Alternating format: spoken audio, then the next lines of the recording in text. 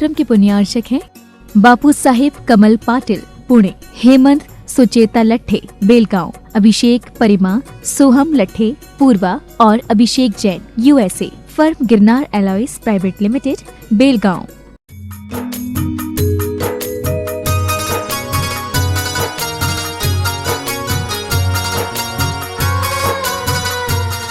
देवादिदेव 1008 श्री भगवान महावीर स्वामी की जय जय जय। अहिंसा परमो धर्म की जय जय जय। परम पूज आचार्य गुरुवर श्री विद्यासागर जी महाराज की जय जय जय। परम पूज प्रमाणिक संत महामना प्रमासागर जी महाराज की, परम पूज विराट सागर जी महाराज की, सिद्ध छह सिद्धवर कूट जी की। एक पिता के दो बेटे थे, राजश्रेष्ठी, और दोनों पुत्रों के मध्य उत्तराधिकारी के चुनाव का सवाल था। पिता ने दोनों को बुलाया और 1-1 लाख रुपए दिए और कहा कि मैं इस नगर से बाहर अक्सर दूर देशांतरों में जाता हूँ, सैर करने जाता हूँ। कई बार मुझे विश्राम करने में बाधा आती है, तो लो ये 1-1 लाख रुपए पकड़ो और नगर के दोनों ओर जितना बन सके कुछ घर बनवा लो, ताकि मैं जरूरत पड़ने पर विश्राम कर सकूं। दोनों बेटे को 1-1 लाख रुपया दिया। पहला बेटा बड़ा कैलकुलेटिव था, दिमाग लगाया, लाख रुपए में 100 मील तक घर बनाना है। कैसे बनाऊं? आज की महंगाई के ज़माने में तो कुछ हो नहीं सकता। फिर भी दिमाग लगाया और उसने हर 10 मील पर 10-10 हज़ार रुपये लगा कर एक झोपड़ी बना दी। 10 झोपड़ी बन गई। समय पूर्ण होने पर पिता ने दोनों को बुलाया, बोला क्या तुमने हमारा काम कर दिया? बेटों ने कहा हाँ पिताजी कर दिया। सबसे पहले बड़े बेटे से पूछा कहाँ बनाया, क्या बनाया, चलो दिखाओ। दिखाया। पिता को प्रसन्नता नहीं हुई। बोले तुमने यही बनाया? बोले हाँ, लाख रुपया में इससे सस्ता और क्या हो सकता है। बोला बेटा तूने घर तो बनाया पर मेरे रहने लायक नहीं बनाया। इसमें रहना तो दूर, मैं तो इसमें घुस भी नहीं सकता। तुझे पता है मेरी रुचि क्या है, मेरी पसंद क्या है और मेरी व्यवस्था क्या है। तूने मुझे खुश करने लायक काम नहीं किया। दूसरे बेटे से पूछा बेटा तुमने मेरा काम कर लिया? बोले हाँ मैंने आपका काम कर लिया। बोले कितने घर बनाए? बोले मैंने एक भी घर नहीं बनाया। कितने घर बनाए? बोला मैंने एक भी घर नहीं बनाया। बोले क्यों? मुझे उसकी आवश्यकता नहीं पड़ी। तो मेरा काम कैसे हो? बोला आपका काम हो गया। तूने किया क्या? बोला पिताजी इन दिनों में मैंने एक भी घर नहीं बनाया, पर 100 मील तक जितने भी घर थे सबको अपना मित्र बना लिया। आज हर घर आपके लिए खुला है, आप चाहे जहाँ रह सकते हैं। आपने लाख रुपया मुझे दिया, मेरे 10,000 भी खर्च नहीं हुए, लेकिन सब मित्र बन गए। पिता ने बेटे को गले से लगा लिया। तुम देखो तुम कहाँ हो, अपना समय, शक्ति और संसाधन को घर बनाने में लगा रहे हो या मित्र बनाने में लगा रहे हो। यदि तुम पदार्थ की तरह भाग रहे हो तो समझना घर बना रहे हैं, और परमार्थ से तुम्हारा अनुराग है तो समझना मित्र बना रहे हो। तुम्हारे द्वारा जोड़ा गया पदार्थ तुम्हारे कितने काम आता है ये तो कहा नहीं जा सकता, पर तुम्हारे द्वारा बनाए गए मित्र, तुम्हारा प्रेम संबंध जीवन भर काम आएगा, इसमें कोई संशय नहीं। दुनिया के अनेक धनिकों के मुख से आखिरी में ये बात निकली है कि काश मैंने धन कमाने की जगह अपना मित्र बनाया होता तो स्थिति कुछ और होती। ये बात फोर्ड ने कही थी अपने जीवन के अंतिम कालों में कि मैंने अपना जीवन जितना पैसा कमाने में लगाया, यदि उतना समय अपने मित्रों को बनाने में लगाया होता तो आज ज़्यादा काम में आता। मेरा पैसा मेरे लिए काम नहीं आ रहा है, लेकिन मेरा प्रेम संबंध मेरे लिए बहुत काम का था। बात आज के संदर्भ में बहुत महत्वपूर्ण है। मनुष्य के जीवन में सबसे ज़्यादा आवश्यकता यदि है तो स्नेह सौजन्य की है, प्रेम वात्सल्य की है। सब कुछ हो और हृदय में प्रेम न हो तो जीवन नीरस हो जाता है, रसहीन हो जाता है। घर में 10 लोग हों और 10 के मध्य मनमुटाव हो तो कैसा लगता है? सब बैठे आजू बाजू में मुंह खुलाए, अच्छा लगता है क्या? सब कुछ होने के बाद भी अगर आपस में मनमुटाव है तो अच्छी अनुभूति नहीं होती, और कुछ न हो और आपस में प्रेम हो तो सबका मन खिला रहता है। इसलिए कहा गया है, जाघर प्रेम न संचरे, ताघर जान मशान, जैसे खाल लुहार की, सांस लेत बिन प्राण। पुराने ज़माने में जो लुहार होते थे वो अपनी धौकनी चलाते थे, और धौकनी को चलाने के लिए आज जैसे मोटर के पंखों की व्यवस्था नहीं थी। एक चमड़े की मशक होती थी और उसको एक चेन से बार बार खींचते बंद करते तो उसकी पंपिंग होती थी और उससे लुहार की भट्टी सुलगती थी। तो वो पंपिंग ऐसी होती जैसे हार्ट बीट होती। तो कह दिया बहुत मार्के की बात कि जिस घर में प्रेम ना हो उस घर में सांस तो है पर प्राण नहीं है। जैसे लोहार की वो मशक जो उसकी धौकनी में होती है, वो हार्ट बीट जैसी वायु का संचार तो कर रही है पर निष्प्राण है। बात तो सच है। यदि मन में प्रेम ना हो, हृदय में प्रेम ना हो तो संवादहीनता सा वातावरण है, और संवादहीनता और शमशान की वीरानगी में आखिर अंतर क्या है? आपस में संवाद होना चाहिए। सम्यक दर्शन के वात्सल अंग में हमें यही बात मिलती है। इसे हमें व्यापक संदर्भ में लेना है, घर परिवार के संदर्भ में भी और समाज के संदर्भ में भी। मैं 2 दिन में इसकी बात करूँगा। आज बात करता हूँ घर परिवार में प्रेम के पुष्प कैसे खिले। सब चाहते हैं प्रेम के पुष्प खिलाना, चाहते हैं कि नहीं चाहते हैं। चलिए 4 बातें करता हूँ। सबसे पहली बात सहयोग की। क्या करो? सहयोग। अगर परिवार में प्रेम को टिकाए रखना चाहते हैं तो एक दूसरे का सहयोग करना सीखे। अगर आपके अंदर सहयोग की वृत्ति होगी तो आपके हृदय में प्रेम फैलेगा, घर परिवार में प्रेम होगा। एक दूसरे को कोऑपरेट करने की प्रवृत्ति होनी चाहिए। आज अगर आप घर में हैं और आपके सामने कोई समस्या है, उस घड़ी आपके घर के दूसरे सदस्य यदि आपकी उपेक्षा करते हैं तो आपके मन में क्या बीतती है? और यदि उस घड़ी में सहयोग की भावना से आकर खड़े होते हैं तो क्या असर पड़ता है? अंतर होता है।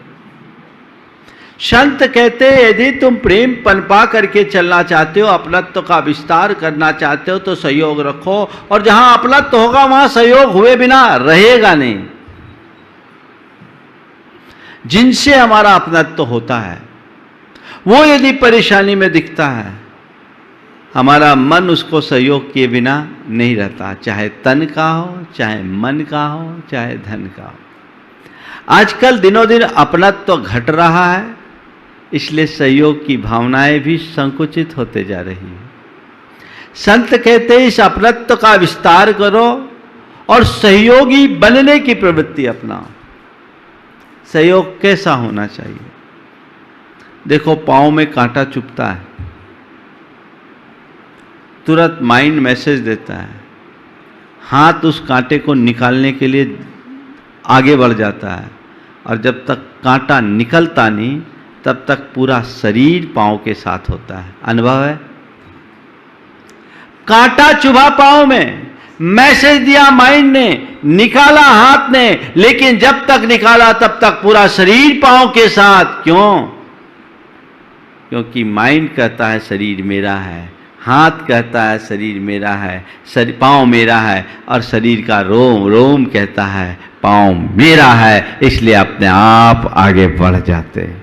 कहना पड़ता है क्या?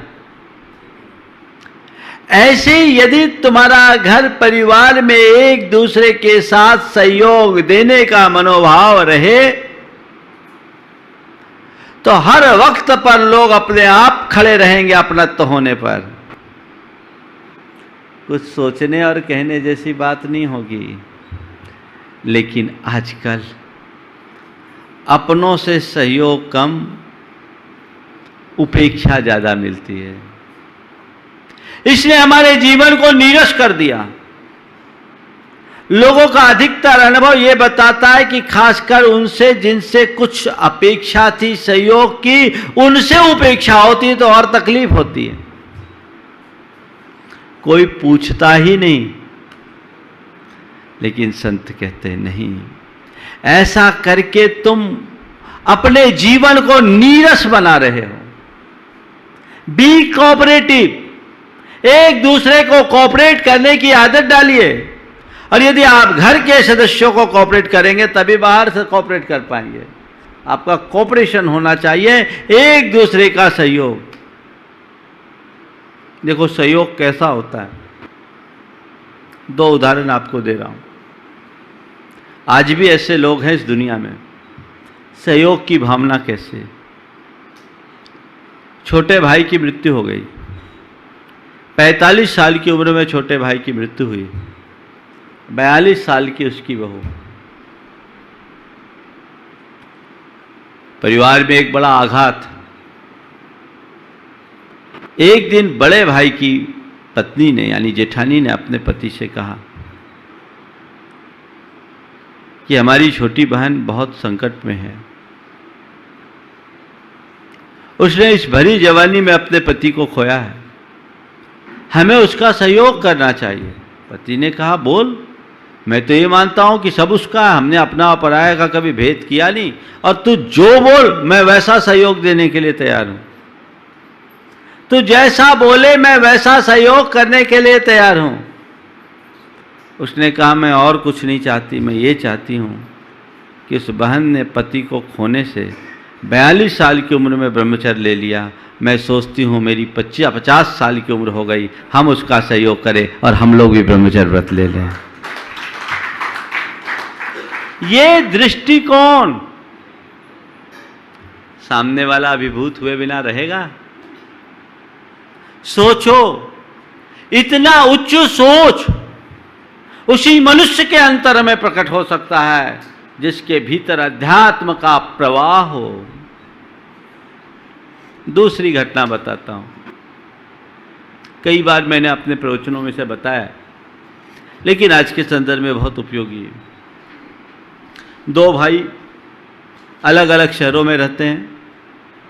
छोटे भाई को व्यापार में कुछ बड़ा नुकसान हो गया और लगभग 2.5 करोड़ की देनदारी, बल्कि उससे भी कुछ ज़्यादा की। उस देनदारी के कारण छोटा भाई बड़ा परेशान, हैरान परेशान, इधर उधर मुंह छुपाता घूम रहा है। किसी को बताने की भी हिम्मत उसकी नहीं हुई।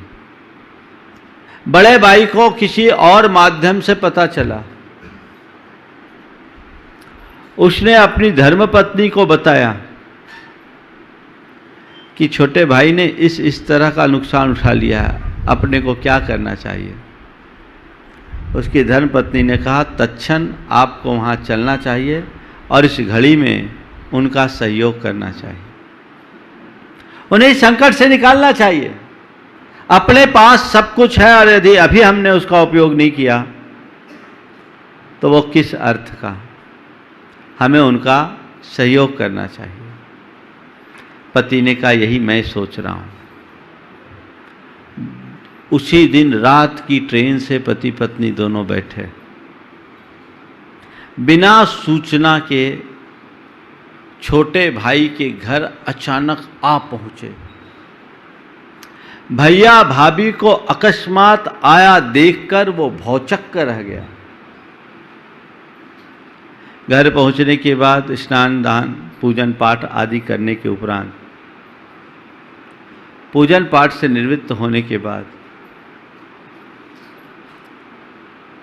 खाना पीना करके उसने छोटे भाई को बुलाया और पूछा कि भाई मैंने कुछ सुन रखा है, क्या मामला है। पहले तो टाल मटोल करता रहा, झूठ बोलने लगा, नहीं कुछ नहीं भैया, सब कुछ ठीक है, सब नियंत्रण में, किसी तरह की कोई दिक्कत नहीं, कोई परेशानी नहीं, कोई कमी नहीं। बड़े भाई ने कहा नहीं, ऐसा कहने से नहीं चलेगा, जो हकीकत है मुझे तुम्हें बताना पड़ेगा और मैं आया हूं इसको निपटाने के ख्याल से। अंततः छोटा भाई जो वास्तविकता था, सब वास्तविकता थी, प्रकट किया। उसने कहा ठीक, अब ये लायबिलिटी तेरी नहीं मेरी है, मैं चुकाऊंगा, पर एक शर्त है, न तू सामने आएगा और न दोबारा कभी ऐसा कृत्य करेगा। उसने शेयर बाजार में नुकसान कर लिया था। पहले संकल्प ले कि मैं ऐसा कर्म नहीं करूंगा, बाकी मैं करता हूं। बोला भैया आप जैसा कहोगे। आंखों में पानी, पति पत्नी दोनों के। उसने सारे लेनदारों को बुलाया और कहा ठीक है, मेरे भाई से इसका नुकसान हुआ है, इसकी पूर्ति मैं कर रहा हूं। अब आपको भाई से इसके लिए कुछ नहीं लेना, मैं दे रहा हूं और आप सबसे कहना है कि एक बार की पूर्ति मैं कर रहा हूं, दोबारा अगर ऐसी कुछ घटना हुई तो उसके जिम्मेदार आप होंगे। इधर आया, सबके पैसे चुकाने की व्यवस्था की और भाई को नया व्यापार करने के लिए अलग से पूंजी दी और कहा बेटा एक बार गलत हो गया भैया, एक बार गलती हो गई। गलती करके मनुष्य यदि खड़ा होना चाहे तो फिर खड़ा हो सकता है। तुम खड़े हो और अब दोबारा कभी ऐसी गलती नहीं होनी चाहिए, मैं तुमसे अपेक्षा रखता हूँ। अपना नए सिरे से काम शुरू करो। और 2-4 दिन वहाँ रुक करके भाई को सेटल करके आ गया। आज उसके हृदय में अपने भाई के प्रति जो सम्मान की भावना है उसे शब्दों में कहा नहीं जा सकता। और ये बात दोनों पति पत्नी ने आके मुझे सुनाई और वहाँ से करके सीधे मेरे पास आए। उन्होंने मना कर दिया, नहीं तो ये तो नाम लेने का मन होता है, ऐसा उदाहरण है। पर वो कहते महाराज नाम लेंगे तो हमारे छोटे भाई की प्रतिष्ठा को थोड़ा आघात होगा। नहीं, स्थान भी नहीं बताऊंगा, वो सब लोग अनुमान लगा लेते हैं, लाइव चलता है, लेकिन वो सुनते हैं। ये घटना है, ये है सहयोग। मैं तुमसे सवाल करता हूं, ऐसी जगह अगर तुम होते तो क्या करते? आजकल तो ऐसा है कि भाई कर्जदार है, दूसरा भाई करोड़पति है, तो बात करने से ही इनकार कर देता है। मैं एक ऐसे भाई को भी जानता हूं जो करोड़पति है और जिसका दूसरा भाई आज भी मिठिया है, शादी ब्याहों में कारीगरी करता है, अत्यंत साधारण सी स्थिति है। और उस भाई को सहयोग देने के लिए भाई ने 2 रुपया भी नहीं दिया, और वो भी स्वाभिमानी। और उसने अपनी वैसी स्थिति में अपने बेटे को IIT करा करके आज एक मल्टीनेशनल कंपनी में जॉब दिला दिया। समय काट होगा। लेकिन जहां हमें सहयोग देने की भावना होनी चाहिए वहां लोग कोताही करते हैं। सहयोग बना करके रखने की कोशिश कीजिए। दूसरी बात, सम्मान देना सीखिए, एक दूसरे का सम्मान। प्रायः लोग घरों में एक दूसरे के सम्मान में कोताही कर देते हैं, चाहे बड़े हो या छोटे। छोटे बड़े को बहुमान दे और बड़े छोटों को वात्सल्य दे। छोटे की योग्यता का सम्मान बड़े करे और बड़े की योग्यता का सम्मान छोटे करे। और सम्मान देने की आदत डालनी चाहिए। एक बार एक व्यक्ति ने मुझसे बड़ी भरी आंखों से कहा, समाज के बड़े एक्टिव कार्यकर्ता और लोगों में बड़े चहेते, एक से एक काम करे, व्यापार भी बहुत अच्छा करे, धर्म और समाज का काम भी बहुत अच्छा करे, पर एक दिन एकांत में आकर मुझसे अपनी व्यथा मेरे प्रवचन के बाद आकर के उसने प्रकट की। बोले महाराज इतना सब कुछ करता हूँ, सारा संसार मेरी प्रशंसा करता है, पर आज तक मेरे घर के किसी सदस्य ने मेरी कोई प्रशंसा नहीं की, कभी मेरी प्रशंसा नहीं, बल्कि क्रिटिसाइज और हो जाती है। ये पीड़ा थी उसकी। बोले महाराज मैं चाहता हूं कि मेरे घर में तो लोग मेरा मूल्यांकन करें, लेकिन कोई मूल्यांकन नहीं। मेरे कृत्यों से घर वालों की प्रशंसा हो जाती है, वो उनको हजम हो जाती है, लेकिन घर वालों ने आज तक कभी मेरी प्रशंसा की बात सोची ही नहीं। हो सकता है ऐसा अनुभव आपके साथ भी रहा होगा, लेकिन ये अनुभव है तो मन में खटास होगी। और यदि एक दूसरे का सम्मान घर में होता है तो कभी भी खटास की बात नहीं होगी, मन में मिठास बनी रहेगी। मिठास को बनाए रखना चाहते हो तो एक दूसरे को सम्मान देना सीखे, बहुमान देना सीखे, और कभी कोई अच्छा कार्य करे तो उसकी प्रशंसा करने की आदत डालिए। आप करते हैं प्रशंसा? बहुत कम। आलोचना करने वाले लोग मिल जाएंगे, प्रशंसा करने वाले लोग विरल मिलते हैं। एप्रिशिएशन होना चाहिए, क्रिटिसाइज नहीं। लोग आज खूब खूब आलोचना कर दे, तुमने ये किया, ये कम किया, वो कम किया, ये गलत कर दिया, वो गलत कर दिया। अरे कुछ अच्छा किया उसका भी तो कहो। खींचातानी बहुत ज़्यादा होती है, इससे मनमुटाव होता है, इससे ईर्ष्या बढ़ती है, इससे विद्वेष पनपता है। और जहाँ ईर्ष्या विद्वेष मनमुटाव की स्थिति होगी वहाँ प्रेम प्रकट कैसे होगा? सच्चे मन से प्रशंसा करो, सच्ची प्रशंसा करो। कुछ लोग दूसरे प्रकार के होते हैं, मुंह पर तो प्रशंसा करते हैं, पीठ पीछे आलोचना, गालियां देने लगते हैं। मैं वैसी प्रशंसा की बात नहीं कर रहा हूं। निश्चल मन से एक दूसरे की प्रशंसा करने की आदत डालिए। रोज भोजन करते हो, पत्नी तुम्हारी रुचि के अनुकूल मन माफिक भोजन तुम्हें कराती है। तुम्हारा अनुभव ये बताता होगा कि कभी सब्जी में कोई कमी रह गई हो या भोजन में कोई कसर रह गई हो तो तुमने जरूर कहा होगा आज कैसा भोजन बनाया।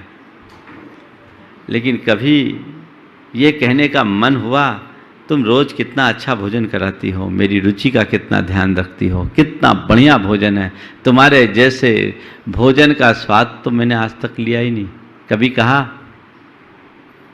कभी कहा? ये एक उदाहरण है, केवल इधर की नहीं इधर की भी है, दोनों तरफ लगा लेना।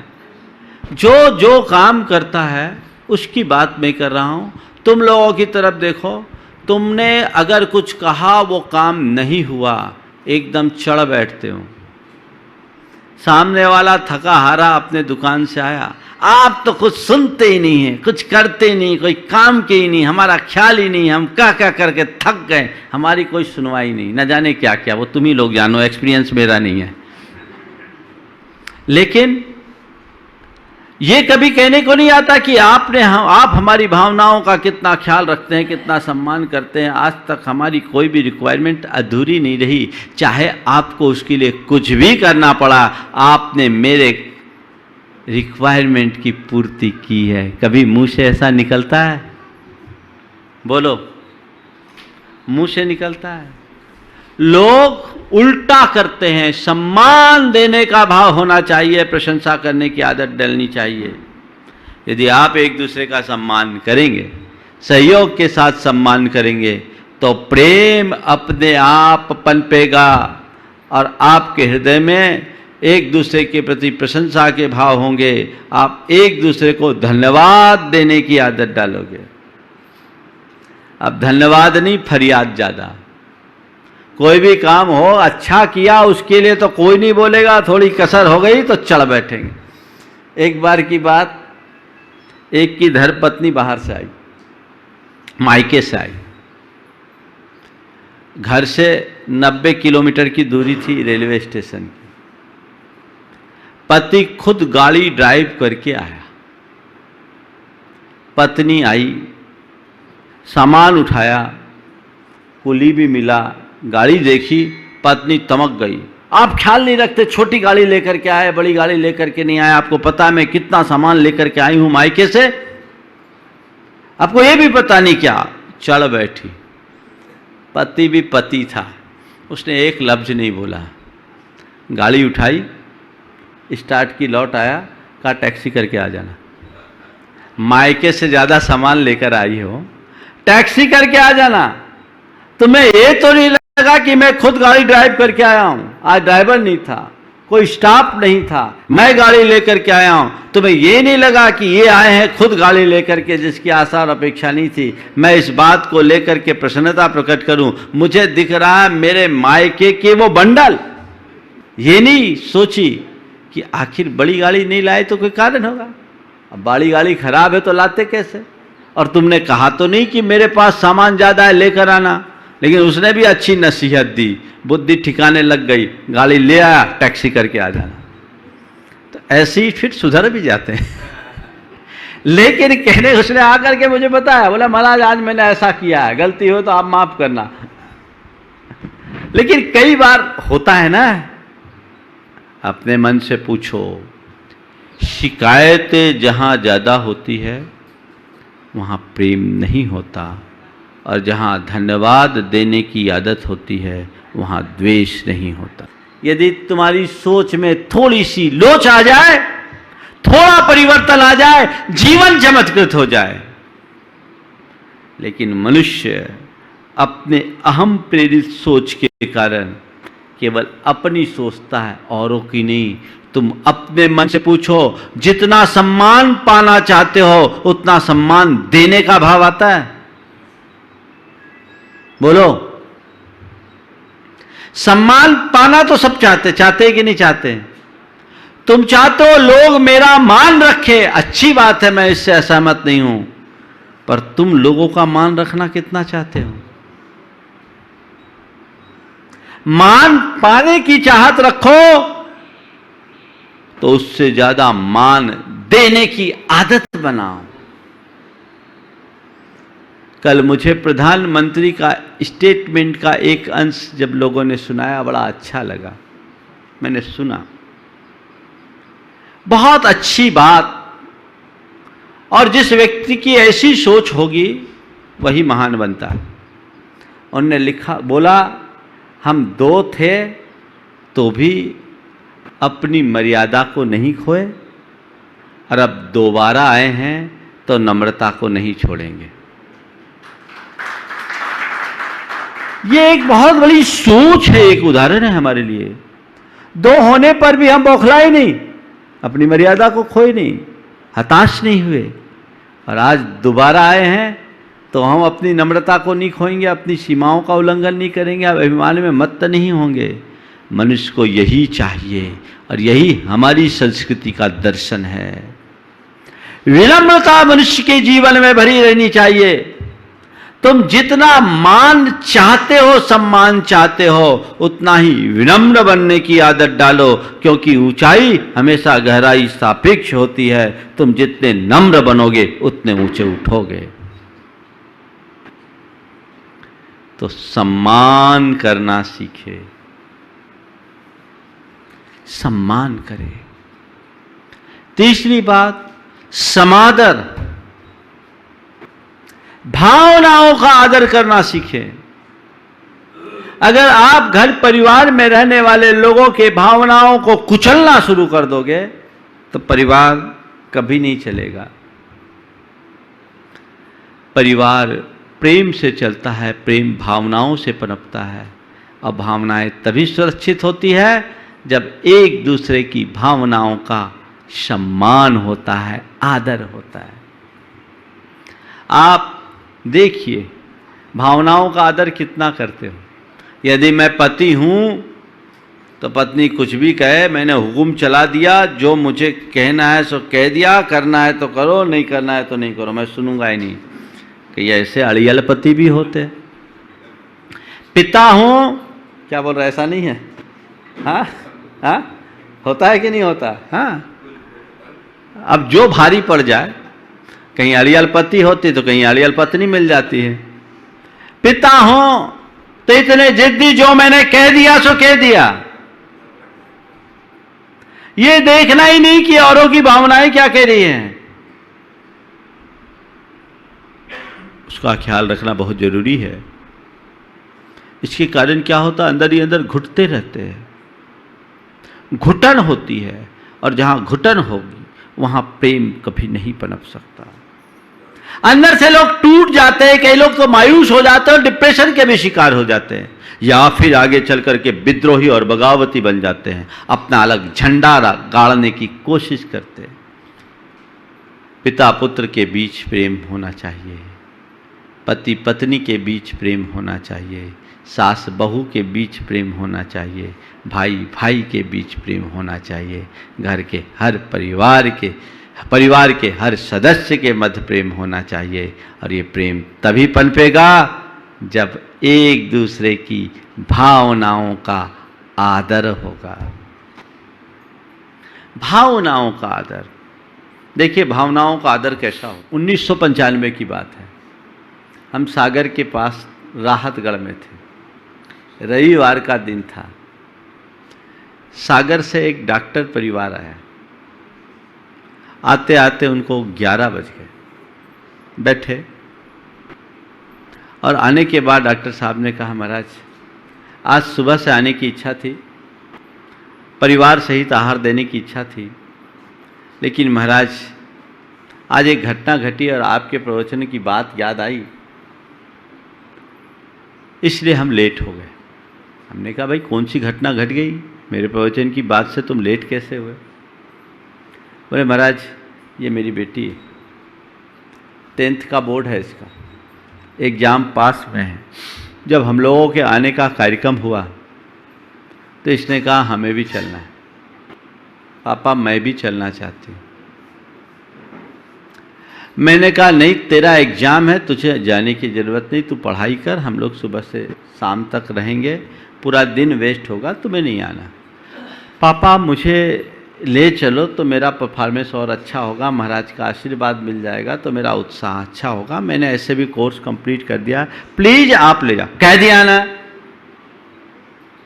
बिटिया ने एक दफे और कहा पापा प्लीज, पर पिता तो पिता थे। बोले महाराज मैंने एकदम ठेठ शब्दों में मना कर दिया, नहीं तुम्हें नहीं जाना है, तुम यहीं रहो, तुम्हें एग्जाम के बाद देखेंगे। वो एकदम मायूस सी हो गई। मैंने गाड़ी स्टार्ट किया और चल दिया। मेरे आंखों के सामने उसका चेहरा घूमते रहा और आपकी बात याद आई जो आपने कभी कहा था कि बच्चों की भावनाओं की कद्र करना चाहिए। महाराज 15 किलोमीटर तक मैं चला पर दिमाग में यही बात चक्कर काटते रही, पापा मुझे ले चलो, अगर मैं दर्शन करूंगी तो मेरा परफॉर्मेंस और अच्छा होगा, अगर मैं दर्शन कर लूंगी तो मेरा परफॉर्मेंस और अच्छा होगा। महाराज जी मुझसे रहा नहीं गया। 15 किलोमीटर चलने के बाद मैंने गाड़ी को रिवर्स लाई और वो रिवर्स ला करके फिर जैसे ही वापस लौटा, बेटी पढ़ने में लगी थी। मैंने कहा बेटी चलो। महाराज उस समय बेटी के अंदर जो खुशी हुई उसके लिए मैं क्या कहूँ। बेटियाँ वहीं, उसकी आंखों में आंसू आ रहा है, बोले लिपट गई, पापा आप कितने अच्छे पापा हो। महाराज मैं लेकर आया हूँ, आप आशीर्वाद दे और इसकी पढ़ाई अच्छी हो। ये है भावना का ख्याल। पूछो अपने मन से, भावनाओं की कद्र करते हो या कुचल देते हो? बोलो। मेरी भावना की पूर्ति होनी चाहिए, सामने वाले की भावनाओं से कोई लेने देना नहीं। नहीं, भावनाओं का आदर करना सीखिए, आदर कीजिए, एक दूसरे को आदर दीजिए। आप देखिए जीवन में कैसी प्रेम की धार फूटती है। आजकल तो लोग स्ट्रेट फॉरवर्ड बस, तो फिर देख ही रहे हैं लोगों के एक दूसरे के साथ के संबंध कितने विकृत हो गए। बल्कि अब संबंध नहीं है, संपर्क रह गया। संपर्क और संबंध में अंतर जानते हो? हाँ, संपर्क क्या है और संबंध क्या है? संबंध होता है दूध और पानी जैसा। पानी दूध में घुल जाता है और दूध पानी में घुल मिल जाता है ना? दूध पानी को मिलाओ, दोनों एक में एक हो जाते हैं। और संपर्क होता है तेल और पानी जैसा। पानी में तेल डालो तो तेल ऊपर ही ऊपर अतराता है, या तेल में पानी डालो तो तेल उसके ऊपर चढ़ जाता है। अलग है, एक जगह है पर एक नहीं है। आजू बाजू में बैठे हैं फिर भी दोनों का मन अलग अलग है। पता एक है पर एक दूसरे को एक दूसरों का आता पता नहीं है। देखो तुम्हारा क्या हाल है, संपर्क है या संबंध? संपर्क होगा तो साथ रहोगे पर एक दूसरे से मतलब नहीं होगा, और संबंध होगा तो साथ रहोगे ही नहीं, साथ निभाओगे भी, जैसे दूध पानी निभाते हैं। एक बार ऐसा हुआ, पानी दूध के पास आया और निवेदन किया, भैया मेरा कोई मूल्य नहीं, तुम्हारा बड़ा मूल्य है, यदि मुझे थोड़ा स्थान दे दो तो बड़ी कृपा होगी। दूध ने कहा कोई बात नहीं, आओ हम लोग एक चक्कर घुल मिल के रह जाएंगे। और दूध ने पानी को बुलाया, पानी दूध में मिला, दूध ने पानी को अपने में मिलाया, पानी अपने आप को दूध में मिला दिया। पर क्या हुआ, हलवाई ने दूध को तपाना शुरू किया। जैसे ही दूध तपने लगा, पानी ने सोचा जिसने मुझे शरण दिया वो मेरे रहते जले, ये कैसे होगा, पहले मैं जलूँगा बाद में दूध। और पानी जलने लगा। जैसे ही पानी जलने लगा, दूध ने सोचा अरे जिसको मैंने शरण दिया मेरे रहते हुए जले, ये कैसे होगा, शरणागत की रक्षा करना मेरा धर्म है, और ये आग पानी को जला रही है, मेरे साथी को जला रही है, मैं इस आग को बुझा के छोड़ूंगा। और ये सोचकर दूध उबलने लगा, दूध उफनने लगा कि अभी मैं आग को बुझाता हूं। और जैसे ही दूध में उफान आया, हलवाई की नजर पड़ी, एक चुल्लू पानी डाला, दूध ने कहा मेरा भाई ठीक है, शांत हो गया। समझ गए?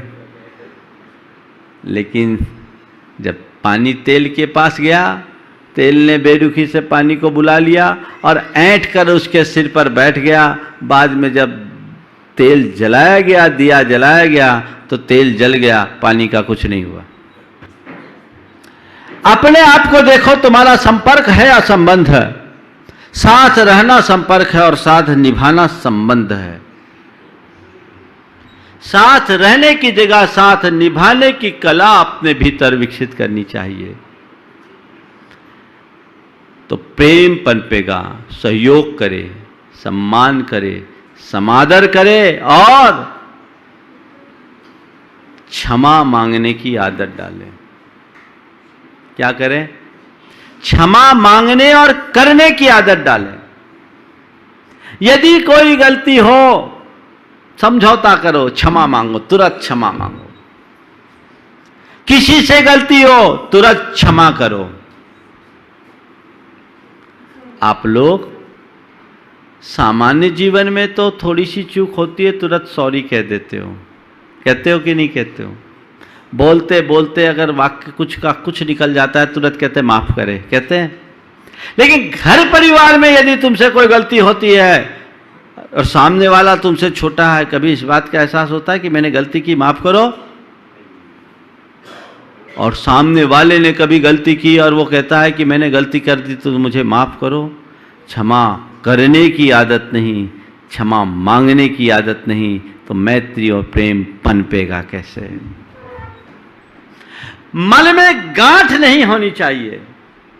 कुछ भी हो तुरंत क्षमा मांगो, क्षमा करो, दिल से क्षमा मांगो, दिल से क्षमा करो। वहां ईगो आड़े आ जाता, अरे मैं क्षमा मांगूंगा तो कैसे होगा, मैं छोटा बन जाऊंगा। लोग भी कैसे हैं, खोटा बनने को राजी हैं, छोटा बनने को राजी नहीं। खोटा बन जाने को राजी, छोटा बनने को राजी क्यों नहीं? छोटा बन जाओ, खरे रहोगे। हमारे साथ कभी ऐसी बात आए, तुरंत क्षमा, हाँ भाई क्षमा, माफी मांगो, माफी करो। उसमें कोई शर्त नहीं, कोई संकोच नहीं, बस ठीक है मैंने गलती की तो मेरी गलती है, तो वो मुझे स्वीकार करना ही चाहिए। यदि ये स्वीकार्यता आ जाए तो घर परिवार में एक अलग ही रौनक हो। आज जहां रौनक होनी चाहिए वहां रोना दिखता है। लोग रोनी सी सूरत लिए बैठे रहते हैं। करोड़पति अरबपति होने के बाद भी अंदर से इतना टेंशन और प्रेशर रहता है कि वह सब कुछ अर्थहीन दिखने लगता है। किस काम की है दौलत, किस अर्थ की है संपत्ति, ये सोचने की जरूरत है। तो इन पर आप विचार करें और अपने जीवन को उसी दिशा में ढालने की कोशिश करें, तो घर परिवार में प्रेम वात्सल्य ऐसा होगा कि लोग एक दूसरे के लिए जान छिड़कने के लिए तैयार होंगे, एक दूसरे का साथ निभाने के लिए तैयार होंगे। हमें वो कोशिश करनी चाहिए और वही हमारे जीवन की सबसे बड़ी उपलब्धि है और उसे ही अपने जीवन की पूंजी मान करके चलना चाहिए, तब हमारा जीवन धन्य होगा। समय आप सबका हो गया है, मैं यहीं पर विराम ले रहा हूँ। बोलिए परम पूज्य आचार्य गुरुवर श्री विद्यासागर जी। इस कार्यक्रम के पुण्यार्चक थे बापू साहेब कमल पाटिल पुणे, हेमंत सुचेता लट्ठे बेलगांव, अभिषेक परिमा सोहम लट्ठे पूर्वा और Abhishek Jain USA, firm Girnar alloys private limited Belgaum.